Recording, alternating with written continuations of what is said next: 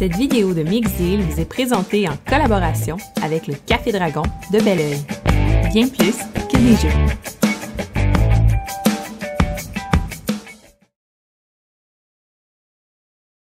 Fait que là, j'ai... c'est ta faute. Ben non, mais non, c'est pas fait. Hey, moi, j'aime ça, jaser dans le chat avec vous, là. C'est vraiment le fun. OK. Fait que là, je suis full prête, OK? J'ai fait plein de catégories. Puis, éventuellement, je pense que dans mon overlay, tu sais, de stream, je vais faire des graphiques pour chaque catégorie, peut-être des animations, de la musique, tout ça. Tu sais, c'est comme un nouveau stream. Fait que là, il est en développement. Pour l'instant, je les ai pas, fait que je vais juste vous les dire. Mais, je vous ai trouvé des jeux sur toutes les catégories. Je vais vous expliquer ça, c'est le fun. Fait que, qu'est-ce que c'est Kickstarter Café Hebdo? Ben, je l'ai pas expliqué, hein. Je me rends compte de ça. Je suis comme partie pour l'expliquer. On est parti sur un autre bulle. C'est que Kickstarter Café Hebdo, c'est là où je vous présente tous les Kickstarter intéressants de la semaine. Fait que tous les Kickstarter que, dans le fond, avaient de l'air intéressant ou loufoque ou quoi que ce soit, ou pertinent, ben, je les mets, je vous les présente, on en jase un peu. Et pourquoi ça s'appelle Hebdo? Parce que sur ma chaîne YouTube de Mixdeal, j'ai une section Kickstarter Café où là, en fait, à place de survoler le Kickstarter, on y va en détail. On en regarde vraiment tout ce qui a été débloqué, les différentes pledges, comment le jeu fonctionne, qu'est-ce que ça apporte, c'est quoi les risques, c'est quoi la compagnie, tout ça. On plonge plus en détail, bref, sur le Kickstarter. Mais là, on va juste en regarder plein, se faire du fun, puis jaser dans le chat des projets. Puis, je suis en train de finir mon ajustement pendant ce temps-là. Si vous me donnez 2 secondes et quart, je vous fais ça. Et après ça, on est prêt à lancer ça.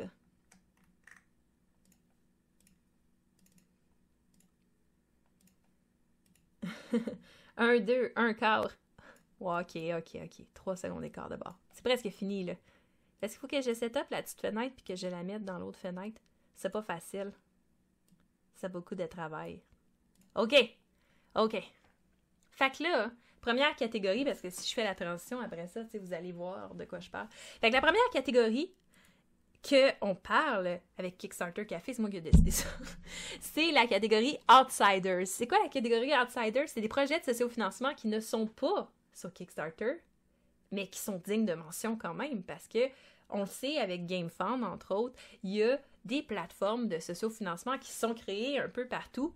Et là, ben, il y a des jeux et certaines fois des gros titres qui se ramassent sur d'autres plateformes de sociofinancement que sur Kickstarter.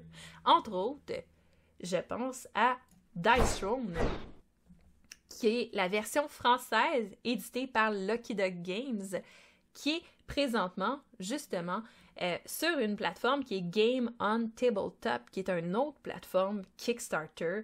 Et là, ben, on voit que l'overlay est un peu différent. Donc, c'est la saison 1 de Dice Throne. Oh, dès demain à 21h30. Oh yeah! Merci, Montréalos. Cool. Parfait. Hey, ça va faire du bien. En plus, qu'il fait soleil. Aller se promener, là, après, tu sais, pas être à course pour rentrer à la maison. Nice. Bonne nouvelle, ça. Tabarouette. Parfait. Fac. Dice Throne saison 1 Remastered. Ils ont fait ça, en fait, avec le projet Dice Throne Adventure en anglais. Ils avaient fait le coffret de la saison 1 comme le coffret de la saison 2. Fait qu'avec tous les personnages de base de Dice Throne qu'on connaît depuis longtemps, mais ils ont tout repaufiné, tout fait en sorte qu'ils soient mieux équilibrés et ils en ont créé 2 nouveaux qui est le ninja, puis, mon Dieu, je m'excuse, puis l'arbre. J'essayais de parler en même temps, ça n'a pas marché, il manquait m'étouffer. Je vais prendre une gorgée d'eau. Fait que Kickstarter, mais juste de jeux de société, hein. Effectivement, mais Game on Tabletop, c'est comme la première fois, moi, j'entends parler de ça avec un gros projet. Fait que c'est intéressant, je vais le suivre de près, parce que, c'est ça, j'ai l'impression que c'est plus européen, parce que tu vois que c'est en euros, tout ce qui est calculé. Fait que mon premier sociofinancement est sur cette plateforme française pour Pathfinder 2e. Fait que c'est ça, c'est effectivement une plateforme européenne. Fait qu'en fait, bref, c'est le coffret de la saison 1 de Dice Throne avec les anciens personnages, mais tout remasterisé, tout beau, avec le même overlay que la saison 2. Et en plus, ben, tu rajoutes ces 2 personnages-là qui sont vraiment cool. Fait que là, tu peux l'avoir en français, c'est la première fois. Fait que là, tu as des belles vidéos, puis j'imagine, c'est en français, c'est fantastique parce que c'est une plateforme en français. Tabarouette. Fait que là, ça vous parle de qu'est-ce que c'est et qu'après ça, ça va être disponible en magasin, mais tu sais, en petites boîtes séparées, un peu comme la saison 2 là, de Dice Throne aussi en magasin. Tu peux l'avoir en petite boîte à la place d'avoir le coffret. Puis là, ça t'explique comment jouer à Dice Throne, tout ça. Le livre de règles, les héros, tu peux les voir plus en détail, le barbare, le moon elf, le monk, le paladin. Fait qu'on voit qu'ils n'ont pas traduit les noms, mais c'est cool parce que des fois, les noms, ça se traduit juste mal. Le produit est américain, effectivement, le produit est américain, mais c'est ça c'est la version française. Pyromancer, Shadow Thief, Treant et Ninja. Et là, le matériel, c'est ça qu'ils disent, là, bref, t'as un plateau joueur, t'as, dans le fond, un deck de cartes, des roulettes pour calculer ta vie, tes combat points qui sont comme de l'argent que tu peux dépenser pour jouer les cartes, et les dés, dans le fond, juste ici. Fait que bref, le Battle Chest est vraiment, vraiment très beau. C'est comme une grosse boîte, puis là, t'as tous les coffrets dedans bien placés. C'est vraiment satisfaisant à avoir dans sa bibliothèque plutôt que les 4 petites boîtes. Fait que bref, juste pour ça, ça vaut la peine. Mais ils mettent des cartes promo, tu sais, là-dedans. Fait que ça aussi, ça vaut la peine. Et là, tu vois, t'as toutes les mêmes promos que t'avais sur leur Kickstarter en anglais, c'est-à-dire avec les sleeves, avec le dice tray. Tu peux également avoir... Fait que... Parce que j'ai comme été vite. Si t'achètes une boîte, parce que on se rappelle, il y a comme 8 héros. Fait que là, t'as des 4 boîtes de 2 héros qui vont être vendus après ça en magasin, mais là, qui sont comme version Kickstarter, fait que plus belles, les dés sont plus beaux, entre autres, et ils vont donner des cartes promo, tout ça. Ben, c'est 24,99 €. T'as un rabais de 5 €. Parce qu'ils donnent le pack, dans le fond, de cartes, qui sinon coûterait 5 €. Après ça, si tu veux avoir le tout au complet, avec les cartes promo, c'est 89,99 €, encore une fois. Fait que ça réduit de 40 € le prix total de si jamais tu les achetais toutes séparément. Puis, dans le fond, tu as les cartes promo en plus. Et là, si tu veux le Hero Pack, qui comprend tous les héros dans le Battle Chest ici, avec les cartes promo, avec les sleeves et avec le dice tray, on est à 129 €, ce qui est une réduction de 50 € versus le prix de vente. Et là, si tu prends le all-in, en plus de tout ça, ben là, ils te mettent des playmats de Dice Throne. Puis généralement, les playmats sont pas plain comme ça. Tu comme toutes sortes de playmats dans le Pledge Manager après, puis tu peux choisir. Le produit que j'ai contribué provient des États-Unis. Ah, même si la plateforme est de France. Ah, est-ce que j'ai déjà joué à Dice Throne? Oui, à la saison 1, puis là, j'ai la saison 2, puis j'ai reçu aussi les héros Treant et Ninja de la saison 1 que j'avais pas. Et c'est un jeu... est-ce que c'est que un jeu skirmish? Oui. Oui, c'est juste ça. C'est du rentre-dedans, c'est du combat. Tu peux le jouer 1 versus 1, qui est vraiment la façon idéale de jouer à Dice Throne, mais ça peut jouer à plus, dans le fond. Mais c'est moins le fun, je trouve. C'est vraiment plus un jeu de duel de dés où c'est du rentre-dedans, t'essaies de tuer l'autre avant que l'autre te tue. Par contre, il y a Dice Throne Adventure qui est sorti sur Kickstarter il y a 2 ans, que ça, c'est une version coop de Dice Throne où tu fais un dungeon crawl, tu te promènes dans les donjons, tout ça, puis tu essaies de tuer des monstres en utilisant tes héros de Dice Throne. Fait que ça rajoute quelque chose, mais c'est pas disponible dans cette campagne-là. Là. Cette campagne-là, c'est vraiment juste pour la saison 1. Peut-être qu'un jour, ils vont faire Dice Throne Adventure. Donc là, on a même Martin de la Société des Jeux qui a fait une vidéo, Sylvain de l'École du Jeu, tabarouette. Plein de belles vidéos. Ils ont une foire aux questions ici. Donc, est-ce qu'un Pledge Manager va être disponible sur cette campagne? C'est intéressant. On va aller voir. Non, il n'y aura pas de Pledge Manager. Donc, tu payes tes choses et ensuite, tu les reçois. Fait que c'est pas un Kickstarter à proprement parler où tu as un Pledge Manager après.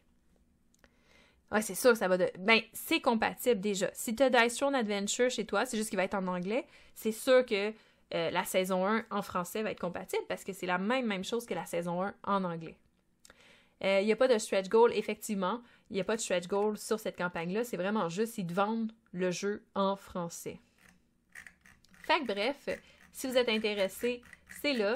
Et c'est sur gameontabletop.com. Et là, c'est pas le seul outsider que je voulais vous parler cette semaine. Fait qu'on va faire une petite transition vers l'autre outsider,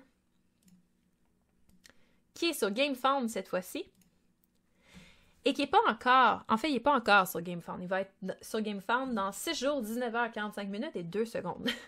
C'est la version Ultra Deluxe, Collector's Edition de Robinson Crusoe. Pour ceux qui ne connaissent pas Robinson Crusoe, c'est un jeu de survie coop super tough, où là, t'es sur une île et faut que t'essaies de survivre, puis c'est vraiment pas facile.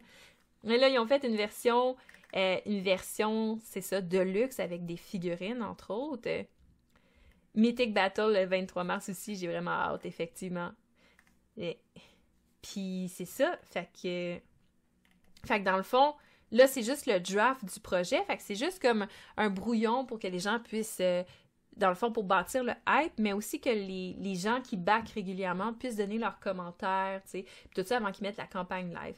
Fait que là, il n'y a pas tout, mais tu vois, tu sais, que ça va être, il va y avoir une campagne, donc open and play. Fait que techniquement, il y a comme un tutoriel inclus dans la campagne qui devrait faire en sorte que tu n'as pas besoin de lire les livres de règles. C'est pas tout le temps bien réussi dans les jeux de société, j'ai hâte de voir ce que ça va donner, puis tu as même un livre d'aventure. Fait que qu'est-ce qu'il va y avoir de nouveau, justement, cette campagne-là? Ce qui va être intéressant. Et les miniatures qui sont très belles, mais là, on s'entend, c'est pas les figurines en plastique imprimées, là c'est les modèles 3D qu'ils ont fait sur l'ordinateur. Fait que reste à voir le rendu final, avec quelle compagnie ils vont faire affaire pour les faire imprimer, puis s'ils vont être capables de faire autant de détails qu'ils désirent, mais ça a l'air prometteur parce que les modèles 3D ici sont vraiment beaux. Robinson, est-ce qu'il va être version française? Des fois, il l'inclut en haut. Je l'ai peut-être skippé, mais non, j'ai pas vu cette information-là. On va regarder, je pense que non, ça ne sera pas en version française. Il va y avoir aussi une application pour dans le fond, t'aider avec le jeu. L'île n'est sûrement pas entre Montréal et Laval. Je penserais pas. Et le livre d'aventure. Tu vas pouvoir avoir un upgrade pack. Fait que ça veut dire qu'il y a probablement que tu peux upgrader ton jeu que tu as à la maison de Robinson Crusoe en version de luxe. Fait que là, pour l'instant, c'est les seuls détails qu'il y a sur la campagne parce que justement, c'est, dans le fond, le draft. Fait que c'est pas la campagne pour vrai. Et là, tu as les commentaires des gens, tout ça. Ce qui est vraiment le fun avec GameFound, hein, j'aime beaucoup ça, cette structure-là, où à côté, ici, tu as comme toutes les parties importantes de la campagne. Tu fais juste cliquer là. Foire aux questions, on va aller voir s'il y a des choses. Là, le upgrade qui... Ah! What language? Ça dépend des publishers locaux. OK. Fait qu'ils vont les annoncer durant la campagne. C'est pas annoncé encore. Ça répond à ta question pour ça. Ça serait le fun. Ça serait le fun qu'ils le fassent en français. Fait que, maintenant qu'on a vu nos deux petits projets Outsiders, on va aller dans l'autre section qui est, dans le fond, j'ai appelé... Oh! Donc, je vais passer, c'est pas que je comprends pas l'anglais, mais comme mon exemple de tantôt, quand tu reçois des gens pour jouer, c'est pas tout le monde qui sont à l'aise, effectivement. Effectivement, moi aussi, quand je back des jeux sur Kickstarter, même si mon anglais va bien, j'ai pas de problème à comprendre, puis je peux jouer à des jeux en anglais sans problème, si j'ai le choix entre une version française ou anglaise, je vais prendre tout le temps la version française parce que je me dis, au prix que tu investis dans un Kickstarter, tu veux pouvoir le sortir avec tout le monde. Puis là, il s'agit de quelqu'un que tu reçois qui, lui, est pas super habile en anglais. Puis là, ben, tu peux pas jouer avec eux autres. Fait que ça, c'est plate. Je suis d'accord.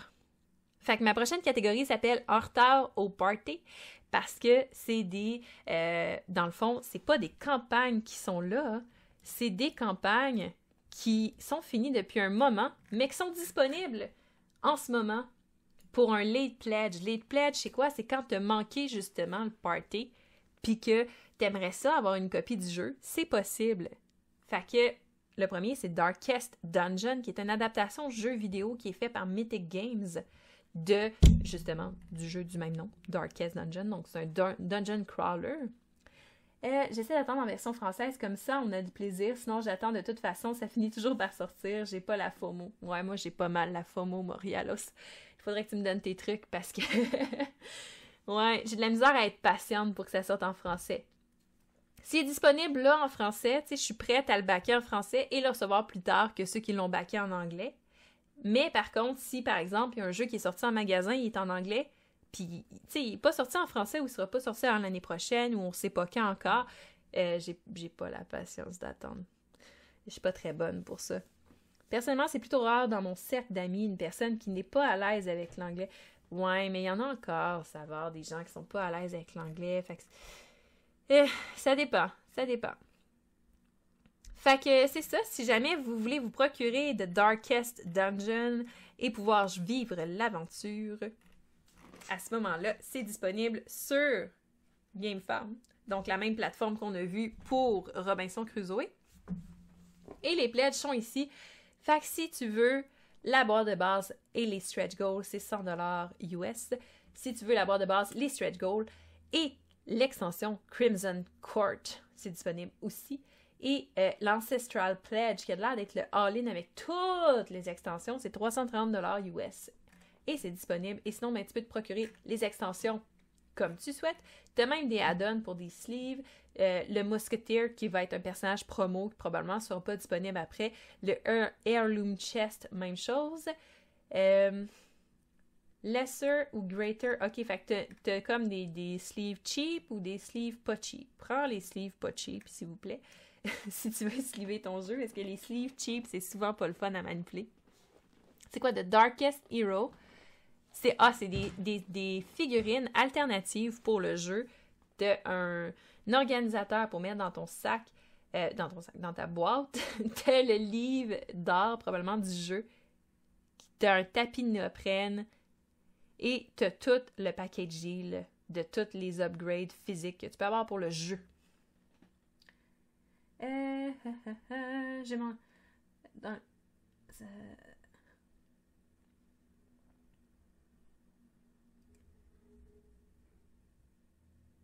Les jeux de société qui proviennent en général pas toujours un succès. C'est intéressant ce que tu dis, Montréalos, parce que, fait que ça, c'est Darkest Dungeon, parce que, effectivement, ça dépend de quel jeu. Si on pense à Dark Souls qui a été adapté en version jeu de société, c'était pas idéal. C'était pas fabuleux comme jeu. Par contre, récemment, il y a Bloodborne qui a été... Puis c'est drôle que t'en parles parce que juste avant de commencer mes lives, j'ai tourné mon review de Bloodborne, le jeu de société, la version de Simone, là, pas la version de jeu de cartes. Puis, c'est vraiment genre comme timé. Et il y a des jeux que c'est bien fait. Il y a des jeux que c'est bien fait, puis c'est beau, puis c'est efficace. Ça te met dans le monde du jeu vidéo, mais en même temps, c'est adapté pour le jeu de société. Il y a Assassin's Creed aussi avec Triton Noir qui s'en vient, puis ça aussi, ça a l'air vraiment prometteur. Fait que je pense que ça dépend beaucoup de la compagnie qui le fait. Personnellement, j'ai beaucoup confiance en Mythic Games, fait que je pense qu'ils vont nous livrer un produit qui va être quand même assez satisfaisant, mais c'est sûr que adapter une licence, que ce soit de film ou de jeux vidéo, c'est pas tout le temps facile, puis c'est des hit or miss, puis il y a beaucoup de miss qu'on a connus avant, malheureusement, fait que c'est vrai que ça nous rend un peu sceptiques à savoir est-ce que ça vaut la peine ou pas.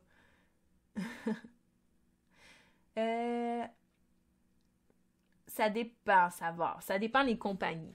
Comme Mythic Games, c'est assez safe, je te dirais, comme compagnie. Mais ça dépend toujours. Slay the Spire. Ouais, effectivement, ça va être cool. Fait que là, on va passer au prochain En retard au party. Et quand je parlais d'adaptation de licence, je suis encore dans les adaptations de licence parce que je parle de Harry Potter, Catch the Snitch, qui est un jeu de Quidditch duel d'Harry Potter. Et j'ai craqué. Ouais, je pensais que j'étais forte. Je pensais que j'étais capable. Mais non, j'ai craqué et je l'ai backé, ce jeu-là. Et j'ai peur.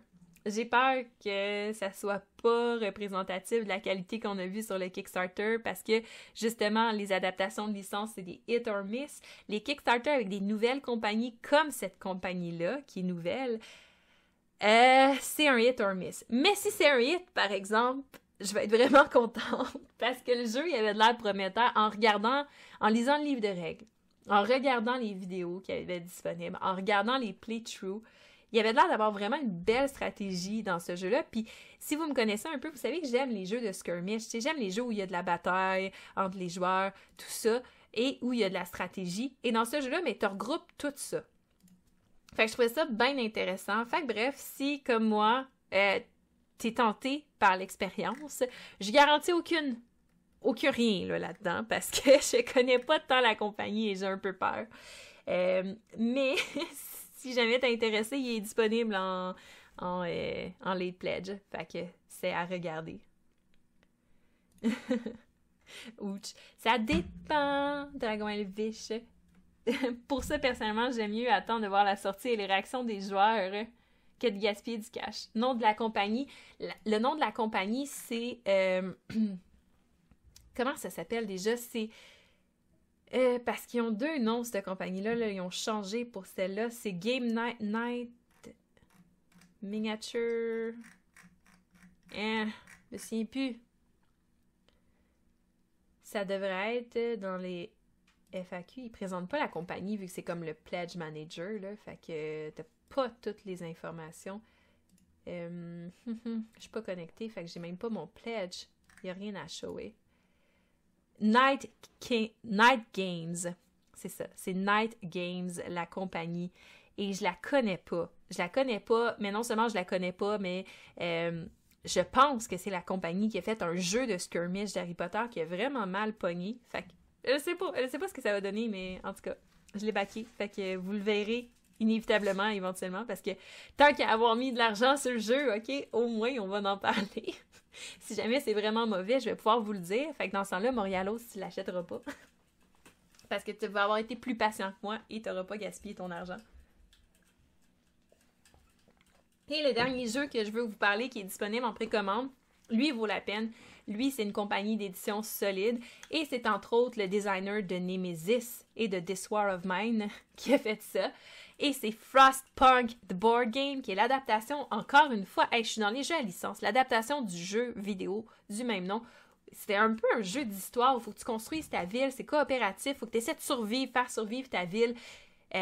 Post-apocalyptique, c'est comme la dernière ville au monde, et là, il faut que tu la fasses survivre. Et là, il y a des miniatures de feu de Dieu dans ce jeu-là, puis là, on les voit pas, hein, parce que c'est comme le Pledge Manager, fait qu'il n'y a pas d'image. Mais il y a des belles miniatures, genre comme tu construis un bâtiment, puis tu mets le bâtiment dans le milieu de ta ville, là. Tu la construis littéralement, là, fait que c'est super beau. Fait bref, si tu veux le jeu, il est disponible pour un temps limité à 75 €. Si tu veux avec l'extension Essential Kit, il est à 95 $. Et si tu veux le All-In, il est à 210 €. Sinon, ben, tu peux tout te pogner séparément ici. Et même un playmat. Pledger All-In. Ouais. lui, t'as pas eu peur. Ouais, moi, j'ai eu peur. Puis là, il y a tellement de projets en ce moment. Là, je l'ai pas backé encore. Puis j'ai tellement peur de passer à côté de quelque chose de vraiment bon. Là. Ça se peut, je me laisse tenter par le... ouais. Ah non, tu sais, je le regarde, là, je suis comme... Si j'étais pas en train de faire un live, probablement que je le backerais, là, je me contrôle. Fait que c'est ça. J'ai un peu peur de manquer ma shot. Je sais pas encore si je vais le backer ou pas. Mais c'est ce qui finit ma catégorie en retard au party. Fait que si jamais vous avez manqué le party, ben c'est disponible. Vous pouvez aller les précommander, ces jeux-là. Fait que les deux premiers étaient disponibles en précommande sur GameFound et Frostpunk est disponible sur BakerKit. Donc, là, on s'en va dans la catégorie que j'appelle gros projets. C'est parce que sur Kickstarter, t'as de tout. C'est les petits projets de petites personnes qu'on n'a jamais vues avant et t'as les grosses compagnies à millions, tu sais. Il y a comme pas de juste milieu sur Kickstarter. Fait que là, je te parle des gros projets qui sont sûrs de faire la pièce sur Kickstarter et qui sont là en ce moment et que j'ai pas couvert la semaine passée. Donc, premier, et ça c'est pour toi, Montréalos, je pense que tu vas être content, c'est Stellaris. Ah! On parle d'adaptation de licence tabarouette. Tabarouette, hein, je suis comme... drette dedans aujourd'hui, on parle juste de ça. Fait que Stellaris, c'est quoi? Ben, c'est l'adaptation en jeu de société du jeu vidéo du même nom qui s'appelle Stellaris. Fait que c'est un jeu où t'explores la galaxie, t'essaies de développer... c'est comme un jeu de civilisation avec beaucoup de statistiques à gérer. Donc, c'est un jeu de creusage de ménage, mais vraiment intéressant, super beau. Et là, l'affaire... Lui, c'est un autre jeu que j'ai comme peur de passer à côté. Il y a tellement de jeux sur Kickstarter, tu peux pas tous les backer, c'est comme choquant. Fait que lui, j'ai peur de passer à côté. Je l'avais backé all-in version Early Bird. Et là, après ça, j'ai backé. Fait que là, je le sais pas. Oui, c'est un beau 4X, effectivement. C'est comme Massive Darkness, j'ai backé parce que Simone est en version française. C'est la deuxième version, donc ils sont améliorés. Pour moi, c'est déjà plus fiable. Effectivement, moi aussi, j'aime beaucoup backer les deuxièmes versions de jeu. Je suis très fan là-dedans parce que tu le sais que la première a marché, tu le sais la qualité de la compagnie, tu as des reviews sur le jeu, tu n'as pas grand-chose à perdre. Tandis que quand tu as des nouvelles compagnies, comme Academy Games, ils ont fait 10 projets, par exemple. On peut peut-être aller voir c'est quoi leur projet créé.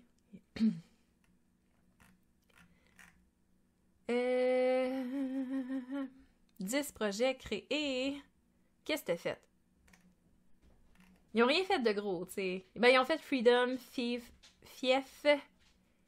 Mayor Nonstrom. Ils ont fait des remakes de jeux. Les Tudors, tu sais. Ils n'ont pas fait des gros projets que je me dis « Oh, wow, oui, ça, j'ai vu ça, ça a ramassé des millions. » Ben, Mayor Nonstrom, probablement, là. Fait que bref, ils sont connus quand même. Mais là, c'est ça. Fait que c'est l'adaptation en jeu vidéo en jeu de société du jeu vidéo. Là, ce qui est intéressant, c'est que tu as comme un genre de ce que j'ai compris, tu sauvegardes ta partie de partie en partie, puis tu continues d'évoluer ta civilisation. Il y a des choses qui se passent, c'est comme un peu Legacy sans être Legacy. C'est très personnalisable aussi, là, comme tu vas aller chercher à quoi tu ressembles, c'est quoi ton logo, c'est quoi tes caractéristiques, au lieu de prendre une carte de personnage qui va tout te donner. Ouais, c'est ça, hein? Pourquoi le modèle d'affaires, I don't know. C'est ça, Night Model, c'est ceux-là qui avaient fait le jeu de Harry Potter qui n'a pas marché. C'est ce que je te dis. C'est pour ça que j'ai un peu peur d'avoir backé le jeu. La première version originale seulement, est pas très bien organisée. On voit qu'ils sont pas prêts pour un gros jeu comme les Simon, etc. Je prends pas la chance. Moi aussi, c'est ça que je me suis dit. Mais si jamais, check comment c'est hot, là. D'un, il y a tellement de variabilité que la rejouabilité a de l'air super grande. Il joue rapidement. Puis, en fait, qui est facile à expliquer. Il y a de l'histoire. Il y a un organisateur et, dans le fond, le mode Legacy, que ça va te permettre de jouer comme partie après partie puis développer ta civilisation. Mais je me dis, tu sais, c'est ça. Comme toi, j'ai comme peur parce que 110$ pour la boîte de base, c'est correct. T'sais, pour un gros jeu de même, c'est le genre de prix que tu vas mettre. T'sais. Tu viens juste d'avoir Eclipse et t'as sûrement aussi Twilight Imperium. On peut attendre un peu. Non, les gens me connaissent très bien. Tu me connais bien, Montréalos, effectivement. On peut attendre un peu. Eclipse, j'ai pas fini de faire tout le tour des vidéos que je voulais faire avec vous. Dans 2 semaines, il y en a d'autres qui s'en viennent. Effectivement, on peut peut-être attendre un peu. Mais bref, fait que c'est ça. Vous irez voir ça si jamais ça vous intéresse. Moi, je l'avais backé, j'avais pris le Early Bird qui était comme genre 170, celui-là ici, là. Puis je l'ai débacké. J'ai choqué. Est-ce que j'ai bien fait? Est-ce que j'ai pas bien fait? Le temps nous le dira. Puis si jamais j'ai pas bien fait, je le trouverai en magasin ou en retail. Et c'est ça, je vous ferai une vidéo là-dessus. Autre gros projet qui est en ce moment sur Kickstarter, c'est Super Fantasy Brawl Round 2 que j'ai pledgé une pièce, vous voyez là-dessus. Mais il va s'en aller en ligne, c'est juste que j'essaie de prioriser, de voir un peu, tu sais, je magasine mes Kickstarter. C'est tout le temps le gros mois ces temps-ci là, où il y a plein de gros projets qui sortent. Là, fait que je me mets une pièce sur plein de Kickstarter puis je me dis, OK, après ça, je gérerai dans le Pledge Manager là, ceux qui m'ont le plus fait de l'œil. En tout cas, c'est peut-être pas la bonne façon de faire, mais bon. Fait que c'est un jeu qui nous est fourni par nul autre que ma belle compagnie que j'aime beaucoup d'amour, Mythic Games. Ouais, ça va faire que je joue avec quelqu'un à un skirmish pour voir si j'aime ça. Si t'as jamais joué à un skirmish, effectivement, avant de t'embarquer dans un projet comme ça, même chose que pour Dice Throne, c'est un jeu de rentre dedans. C'est pas tout le monde que ça plaît. Moi, j'aime beaucoup ça, j'aime beaucoup la tactique là-dedans. Mais il y a des gens que ça fâche, tu sais, parce que ça vient te chercher, tu te fais manger tes bonhommes, puis là, tu sais, le but, c'est vraiment de s'attaquer, tu sais, fait que des fois, c'est pas facile. Fait que t'es mieux de voir si t'aimes ça, ce style-là, avant de te prendre des gros Kickstarter de ça. Mais là, lui, ce qui est le fun, c'est justement ce qu'on parlait dans le chat, c'est que c'est la Round 2, c'est la 2e édition. Fait que tu le sais que la première a bien marché, puis tu le sais que les critiques ont été super bonnes de la première, fait que c'est comme un no-brain. Si tu penses que t'aimes ce style de jeu-là, tu le sais que tu manqueras pas ta shot avec lui. Parce que au pire, tu ramasses la première version qui plaît à tout le monde. Et, ben, c'est ça. Fait qu'il va être disponible en tous ces langages-là. Fait qu'on voit le français, c'est très, très, très apprécié. Ça joue à 2 joueurs. On en reviendra tantôt. Je vais faire tu sais, je vous parlais de Kickstarter Café tantôt que je fais sur ma chaîne où je vous parle de jeux, tu sais, plus en détail. Ça, c'en est un que je vais faire. Fait que là, je vais essayer de pas trop m'attarder dessus. Moi, c'est plus Nemesis, TY4, Gloomhaven. Il n'y a pas juste du combat, effectivement. Effectivement. Fait qu'il faudrait que tu essaies le skirmish. Tu vois, tu comprends quand pledger ou pas. Effectivement. Effectivement. Mais j'ai pas pledgé Frostpunk encore, fait que je sais pas, tu sais, est-ce que j'ai compris comment pledger? Il est disponible en late pledge, ça se peut que je fasse une petite folie. Bon, mais là on parle pas de Frostpunk, on parle de Super Fantasy Brawl. Fac! C'est ce jeu-là, dans le fond, comment ça fonctionne? C'est un jeu de skirmish où tu t'attaques à 2 joueurs. Et là, je vais juste descendre parce que la boîte de base, tout le monde qui l'avait backé l'ont reçu. Elle comprend 6 héros. Et là, comment ça marche? C'est que tu veux te faire une équipe de 3 héros minimum chaque pour te combattre dans une arène. Et là, ce qui est le fun, c'est que ça fonctionne avec des cartes. Il n'y a pas de dés dans ce jeu-là. Fait que ça, c'est intéressant parce que ça minimise pas mal l'effet de chance. Des fois, il y en a que ça choque, l'effet de chance, puis trouvent qu'il y a moins de tactique dans ce temps-là. Mais là-dedans, il n'y en a pas, là, parce que, justement, ils ont enlevé les dés. Fait que c'est des cartes. Puis moi, ce que je trouve fun, parce que j'aime beaucoup les jeux de skirmish, j'en ai plein à la maison. Tu sais, j'ai Unmatch, j'ai Cthulhu Wars, j'ai Game of Thrones, The Song of Ice and Fire, j'ai Jeanne d'Arc, j'ai The Edge on Fall. Tu sais, j'en ai une coupe.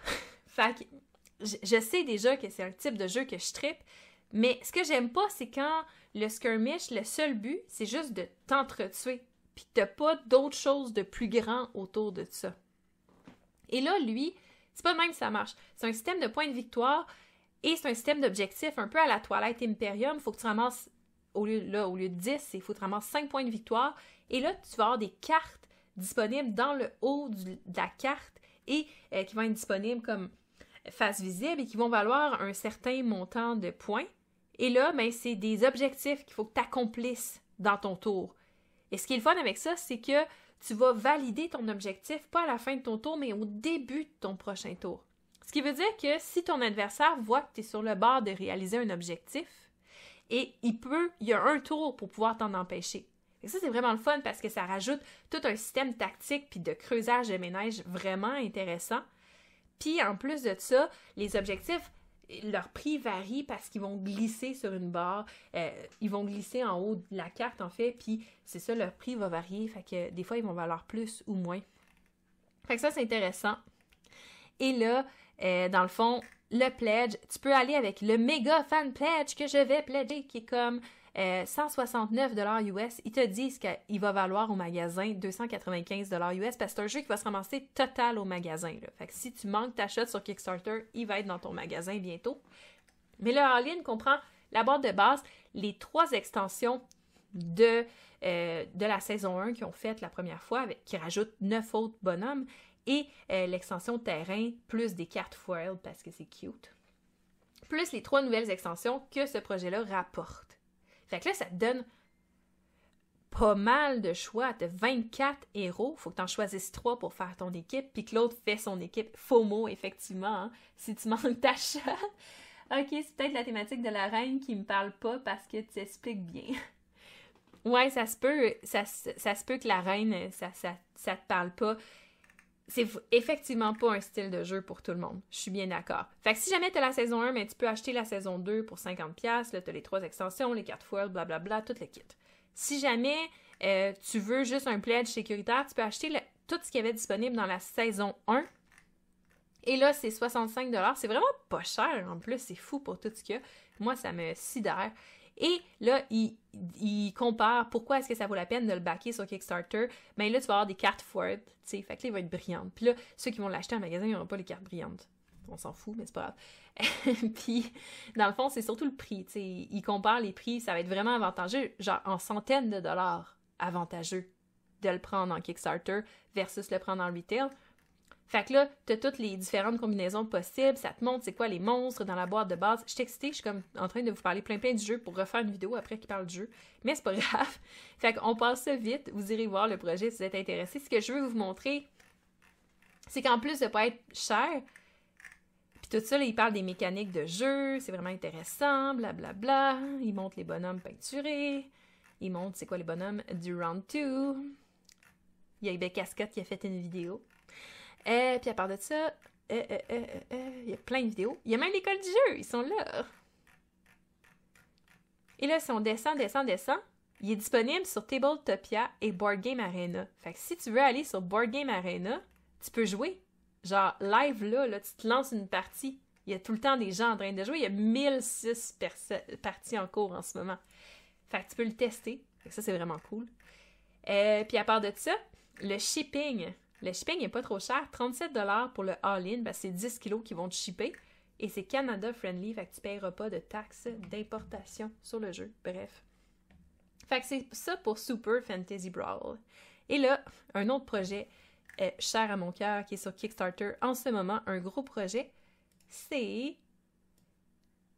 Everdell.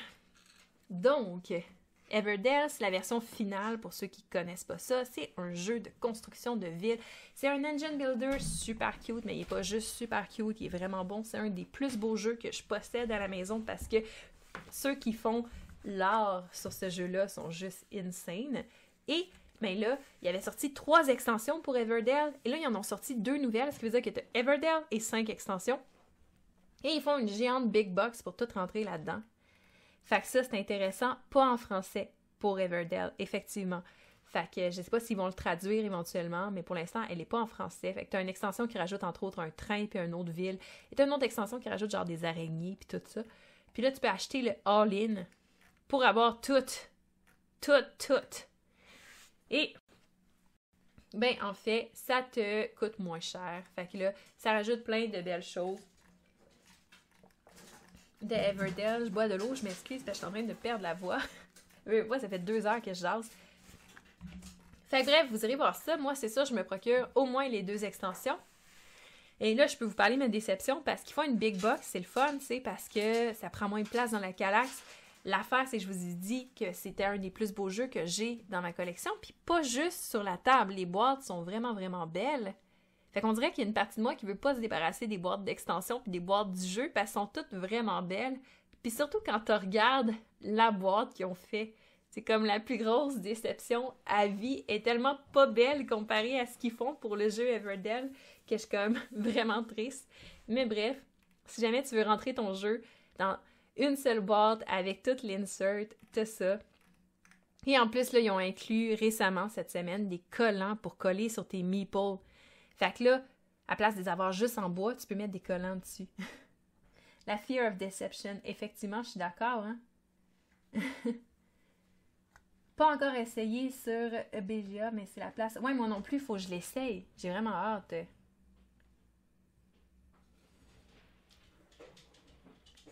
Ça va sortir à la Saint-Patrick, effectivement.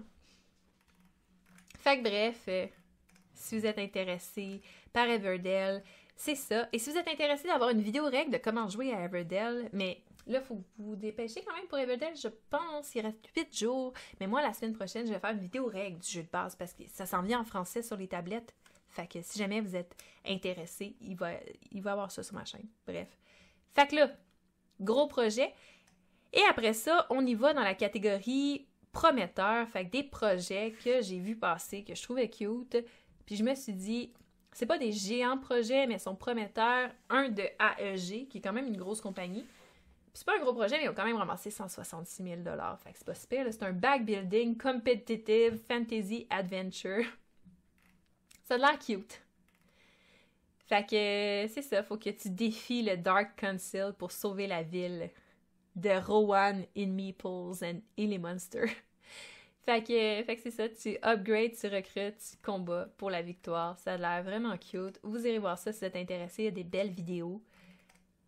Et le gars qui a fait ça, c'est aussi le gars qui a fait, dans le fond, Champions of Midgard, qui est un très bon jeu. Est-ce que c'est un must? As-tu joué avec des extensions? Est-ce que c'est un must? Je vais en parler, je vais faire une vidéo, peut-être pas la semaine prochaine, mais je vais faire une vidéo sur les extensions d'Everdell. C'est pas un must. Le jeu de base, le jeu de base, c'est un must. Le jeu de base, si tu peux te le procurer, que tu l'as pas, saute dessus, parce que c'est un must. C'est vraiment un bon jeu. Les extensions, ça dépend. Ça dépend. C'est parce que quand tu as Everdell, c'est tellement un bon jeu que tu y joues, puis t'as tendance à jouer plein de parties, t'as tendance à brûler le jeu un peu. Puis à un moment donné, tu sais exactement quelle carte sortir pour que ça soit bon, ton tour, puis tout ça. Ce qui fait en sorte qu'à un moment donné, t'as besoin de changement, puis là, t'as besoin des extensions. Ça lise Litus. Fait que c'est ça. Fait que peut-être à ce moment-là. Donc, on va passer à un autre jeu, parce que j'aurai pas le temps de vous faire toute ma liste. Fait que là, je vais juste vous montrer celui-là dans mes prometteurs, puis après ça, on va passer à une autre catégorie. C'est Eternal Palace. C'est court, 1 heure. Je me demandais si tu voulais faire un petit plug d'un Kickstarter québécois. Au pire, pas grave. J'ai... Ouais, je suis un peu en retard sur ma liste, je te dirais. Ce qui est pas grave, là, parce que dans le fond, le but, c'était juste de pas en manquer. Là. Fait que, on checkera. Il me reste 15 minutes pour vous plugger ça, là, fait que je vais aller vite. Je vais juste vous plugger les intéressants. Eternal Palace, checkez comment il est beau. Juste la boîte, je suis plus capable. C'est Alley Cat Games qui l'ont fait. Alley Cat Games, c'est la compagnie qui a fait Dice Hospital. J'ai fait une semaine Dice Hospital cette semaine, d'ailleurs, sur la chaîne Professeur Board Game et sur ma chaîne. Fait que c'est ça. Oui, la semaine prochaine, envoie-moi-les, Sébastien. En fait, je pensais faire une section Le choix de l'équipe jeu.ca et présenter un Kickstarter que vous avez sélectionné. Mais tu peux me dire c'est quoi le titre aussi de ton Kickstarter, puis on regardera. Mais Eternal Palace, en fait, c'est ça. C'est un jeu de placement de dés et de peinture. C'est ben trop beau, là. Ah, c'est un jeu vidéo. Là. Mais c'est un jeu vidéo dans l'univers de Cthulhu. Fait que ça aurait pu passer si j'avais du temps. Mais checkez comment il est beau. Bref, vous irez voir ça si vous êtes intéressé à un jeu de placement de dés qui va être sûrement super majestueux. Il me fait penser un peu à la direction artistique de Google, même si c'est pas pantoute la même compagnie. Mais ça va être beau. Puis c'est un jeu qui parle de peinture. Je suis curieuse. C'est une thématique qu'on n'aborde pas souvent dans les jeux de société. Fait que bref. Eternal Palace, que ça s'appelle, si jamais ça vous intéresse. Et là, je vais passer à la catégorie bric-à-brac, que c'est pas des jeux nécessairement, mais c'est des choses reliées aux jeux. Et le premier, j'ai trouvé ça original parce que c'est un livre que quelqu'un veut publier qui s'appelle How to Create Your First Board Game. Fait que Sébastien, peut-être ça peut t'intéresser pour tes cours à l'université, mais je connais plein de créateurs de jeux que ça pourrait intéresser. Fait qu'apprendre à propos des prototypes, les playtesting, l'impression, la publication du jeu. Bref, allez voir ça, il reste 4 jours pour la campagne si vous voulez avoir le livre et encourager cette initiative-là. J'ai trouvé ça vraiment original quand j'ai vu ça. Je pouvais pas ne pas vous en parler. À part de ça, l'autre original, j'en skip, je m'excuse, on reviendra la semaine prochaine. Faudrait que je fasse ça genre 5 fois semaine pour tout couvrir ce qu'il y a sur Kickstarter. C'est fou, hein? Comment il y a des projets, on se doute même pas.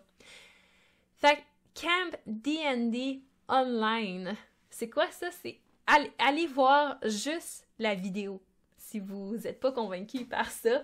Parce que la vidéo est très très drôle. Ces temps-ci, je suis vraiment pognée sur Critical Role. Là. J'essaie de rattraper mon retard parce que j'ai découvert ça sur le tard, c'est-à-dire pendant Montréal Joue. fait que c'est ça. Je suis pas sûre, je vais être un jour capable de tout écouter la campagne de Critical Role, mais ça pour dire que bref, c'est venu chercher une petite fibre en moi. Fait que c'est des gens, des professionnels DM de Dungeon Master, de D&D, qui ont décidé de faire un camp Donjon Dragon en ligne. C'est un site internet, c'est comme un adhésion que tu fais, là. C'est comme un club. Là. Tu t'inscris à ça, puis tu payes pour des sessions. C'est pas des sessions campagne qui va durer 1000 ans. Là. C'est des one-shots qu'ils vont faire, qui vont t'animer, toi et tes amis. Et si tu es tout seul de ta gang, ils te trouvent des amis, puis ils t'animent une campagne live là, sur Internet. J'ai trouvé ça fabuleux. Puis 318 personnes l'ont trouvé également, ils ont financé le projet. Fait que bref, la seule chose, c'est qu'il faut parler anglais, parce que c'est des Américains qui ont fait ça, mais c'est original, bref. Puis, tu sais, ça met en valeur des DM qui n'ont pas eu l'occasion beaucoup de DMer, je pense, dans la dernière année. Puis ça permet de rendre accessible à tout le monde, autant en période de COVID qu'après. Ok, je veux des amis, je back. Ouais, pour la maudite somme de... Combien ça coûte? Attends. 25$? Oh! Une game. C'est pas pire. 3 games. C'est pas cher. Hey, ça se peut que je back ça. Hey, c'est vraiment pas cher. Je pensais que c'était plus cher que ça. Parce que c'est quelqu'un de professionnel qui prend du temps pour toi. Bref, allez voir ça. Fait que là, ça a fini mon bric-à-brac. Fait que je m'en vais dans inusité avec des jeux drôles. Mais, tu sais, t'as des jeux drôles sur Kickstarter qui sont drôles parce qu'ils sont un peu tristes, dans le sens que t'es comme, tu sais, genre, qui voir que quelqu'un pensait à faire ce jeu-là, puis c'est les genres de jeux qui sont financés à comme 2$ sur Kickstarter, puis qui avancent pas depuis des jours. Mais t'as des jeux, ils sont drôles, puis ils sont actually, ils ont du succès sur Kickstarter. Et celui-là, je trouvais ça très drôle. C'est un jeu de mots. Ça a l'air le fun. Ça s'appelle Ransom Notes. Comme les notes que tu reçois, tu sais, après un kidnapping pour avoir des rançons. Mais là, t'as des mots devant toi. Et là, t'as une carte. Et il faut que tu essaies de composer une phrase avec les mots que t'as pour dire ce que la carte dit, dans le fond. C'est aussi simple que ça. Mais ça peut être vraiment drôle. Je vois bien comment dans un party, ça peut être vraiment le fun et faire rire tout le monde. Fait que je trouvais ça vraiment original. Tu sais, je suis pas le genre à backer beaucoup de petits jeux sur Kickstarter, mais ça, j'ai trouvé ça drôle quand je l'ai vu. Fait que bref, si jamais ça vous intéresse, ben c'est ça. C'est disponible sur les internets. À part ça,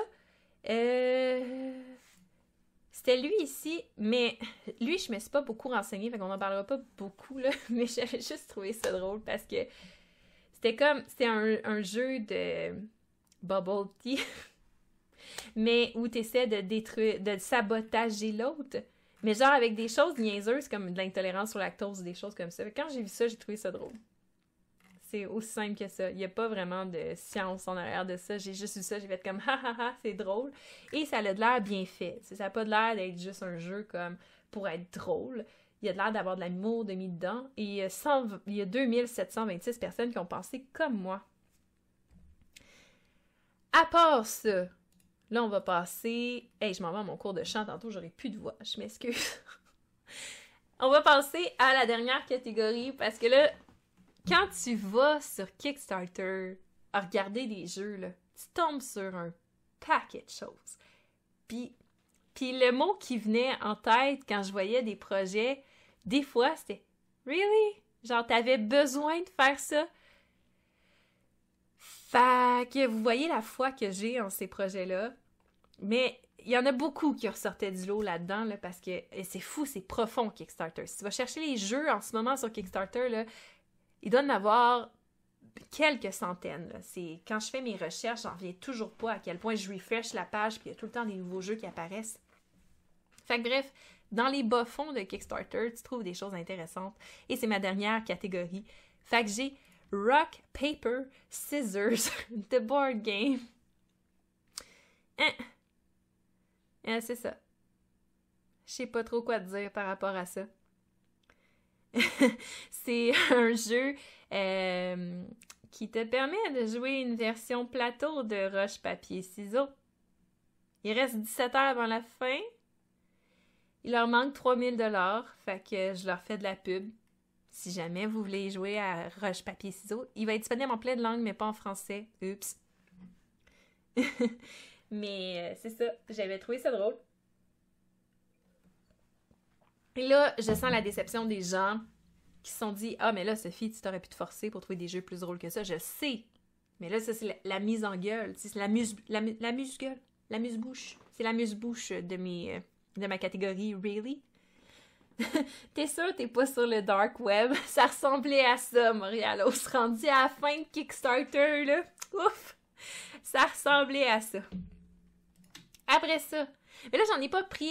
Il y en avait plein avec des thèmes, tu sais, explicites, puis tout ça. Puis j'étais comme, c'est drôle, mais en même temps, c'est genre redondant. Fait que j'ai pas pris ça. J'ai pris des thèmes inusités que je trouvais drôles, puis j'étais comme, pour vrai, t'as pensé à faire un jeu là-dessus, tu sais, je trouvais ça original. Fait que non, il y a pas de jeu érotique, même si on avait tout plein sur Kickstarter. Je te laisserai chercher dans les bas-fonds si tu veux ces jeux-là. Mon garçon de 6 ans et moi avons fait un jeu en fin de semaine. On demande 12 000$. Des fois, ça marche. Donc, de Rona, c'est mon prochain. Un jeu sur le corona. Stock up. Mais le but, c'est juste de comme faire des réserves, sabotager les autres et survivre. Dans une thématique de pandémie de corona. Et je sais pas si ce que je trouvais plus drôle, c'est la personne qui a pensé à faire un jeu là-dessus, ou le fait que le succès de sa campagne résume à quel point les gens, on est juste comme, on en a tout plein hein? On est tous pas mal écœurés, puis on n'a pas envie d'inclure ça dans notre salle de jeu, bref. Fait qu'il reste 16 jours avant la fin, si jamais vous êtes intéressés. Moi, j'ai trouvé ça drôle, mais pas plus. Ouais, effectivement. Mais c'est peut-être pendant la pandémie qu'il va y avoir les meilleurs jeux qui vont avoir été créés. Mais c'est pas les derniers jeux qui me restent à vous présenter. Et là, le dernier, ça franchit un tout autre niveau de jeu. Ça franchit un tout autre niveau de... je ne backerai pas ce projet. Et c'est Drunk Donald, qui a ramassé un gros total de 44$. Wouhou! Fait que c'est ça. C'est un jeu de boisson avec Donald Trump, qui a l'air d'être un roll and move à la Monopoly, mais avec moins de stratégie. Et juste la photo que les gars ils ont choisi de mettre. C'est fantastique. Ça a l'air prometteur. Ça a l'air d'être la dernière merveille mondiale des jeux. Fait que c'est ça. C'est tout. Quand tu veux que ton monde s'en aille parce que t'es tanné, t'achètes les 3 derniers jeux et tu vas avoir la paix garantie, peut-être même pour longtemps. Mais je sais pas, en fait, tu sais, un jeu de boisson, des fois c'est drôle, tu sais. C'est juste que... Tu sais, ça aurait pu être drôle. Tu sais, c'est drôle de rire de Donald Trump. C'est juste que j'ai comme c'est l'approche, tu sais. C'est l'approche. Mais c'est pas la pire approche que j'ai vue. Parce que ça, c'est l'image que tu vois sur Kickstarter. C'est ça qui est censé te faire cliquer sur le jeu et te dire « Ok, moi, je back ce jeu-là. » Je sais pas pour vous en regardant ça, mais moi, c'était pas... côté marketing, je leur conseillerais peut-être d'autres options, là. Là, ils ont été plongés dans le beau, bon, pas cher, facile à faire. Ça va se vendre super bien en Chine, peut-être. Peut-être. Il reste 22 jours pour que la Chine conquérisse ce jeu. Fait que bref, c'était mes jeux de Kickstarter Café d'aujourd'hui dans mes différentes catégories. Et là, comme je vous dis, c'est nouveau comme concept. Je le peaufine en même temps que je vous parle, tu sais. Puis on verra qu'est-ce que ça va donner sur le long terme. Je vais sûrement faire, tu sais, tout plein d'améliorations, genre des animations pour mes catégories, tu sais, trouver des catégories loufoques, tout ça. Mais bref, moi, je me fais vraiment du fun et je me crée beaucoup de besoins en faisant ça. Fait qu'à toutes les semaines, je vous présente les Kickstarter de différentes catégories en partant des plus pertinents vers les moins pertinents. Et on se discute dans le chat et on se fait du fun. Puis vous avez été vraiment le fun aujourd'hui. Fait que autant dans pandémie que dans Kickstarter Café, c'était vraiment cool. Je suis vraiment contente de mon stream. Les Chinois n'auront pas le droit d'y... Ouais, peut-être, hein? C'est pas une mauvaise chose. C'est pas une mauvaise chose. Ils passeront pas à côté du jeu de l'année. Mais bon. Bon cours de chat. Hey! Ouais, ça va être beau. Ça va être beau. Il me reste 1 heure. Je vais prendre une tisane. Ça va bien aller. On va push through. Puis demain, je parlerai pas. Et voilà. Fait que, avant de partir, il me reste 2 petites minutes. Je voulais juste vous faire... dans le fond, vous parler du stream à Seb qui s'en vient là, dans 2 minutes, même pas. Do Not Feed the Monkeys. C'est un jeu où tu joues à être confiné. Fun times. Fait que c'est ça, c'est tantôt. Mais pour vrai, il a de l'air le fun, le jeu. Puis je pense que c'est RP Gablin qui l'a streamé cette semaine sur sa chaîne. Fait que là, ça l'a inspiré Seb. Puis bref. Puis encore une fois, il a inclus sa belle face dans le jeu. Et c'est très cute. Fait que bref, il y a ça. Et ensuite de ça... ça fait 1 an que tu joues à ça. Bon, effectivement, c'est vrai. Fait que, mais c'est pas tout. Parce qu'il y a quelque chose d'autre qui est même pas sur l'horaire, parce que ça a été décidé comme 2 minutes après l'horaire. Mais ce dimanche, moi et Elsa, enfin, on va pouvoir jouer à Gloomhaven. On poursuit notre campagne de Gloomhaven cette semaine à 20h30 dimanche. Manquez pas ça, c'est vraiment le fun. C'est moi puis Elsa qui joue à Gloomhaven puis qui dit des niaiseries. Et on fait la guide Master Quest. Puis c'est ça. Je sais pas comment vous le vendre autrement, c'est le fun. Venez nous voir. Ça va être ce dimanche à 20h30. Et ben sur ça, j'ai... On collera pas... Non, cette fois-ci, on jouera pas à Jackbox Party. Tous nos bugs sont réglés. Donc, on joue à Gloomhaven. Et ça va être notre quatrième fois, je pense. Déjà quatrième, je pense. Quelque chose comme ça. Et ben... c'est sûr que pour finir, je suis Sophie de la chaîne YouTube Mixdeal. Fait que si jamais vous avez aimé ça, si vous êtes intéressé de parler de Kickstarter ou de jeux de société en général, en profondeur, en fait, je vous invite à me suivre sur YouTube parce que j'ai fait plein de vidéos sur les jeux de société. Je parle souvent de Kickstarter, entre autres, puis de plein d'autres choses. Fait bref, vous irez voir ça, c'est Mixed Deal. Et parlant de ce qui s'en vient cette semaine, je fais la présentation et critique de l'extension Community Care de Dice Hospital. Donc, ça va sortir ce jeudi sur YouTube. Et je fais également, en collaboration avec Professeur Board Game, la vidéo règle de Dice Hospital avec ma critique. Donc, une semaine Dice Hospital, j'étais motivée. Fait que bref, c'est ça. C'est ce qui met fin à mon stream et je vais laisser la place à Sébastien. Merci d'avoir été là. Vous avez été vraiment awesome. C'était super le fun. On a eu plein de belles discussions. On est parti sur plein de sujets. Je m'en vais chanter avec mon pas de voix et on se revoit bientôt. Fait à la prochaine. Bye bye.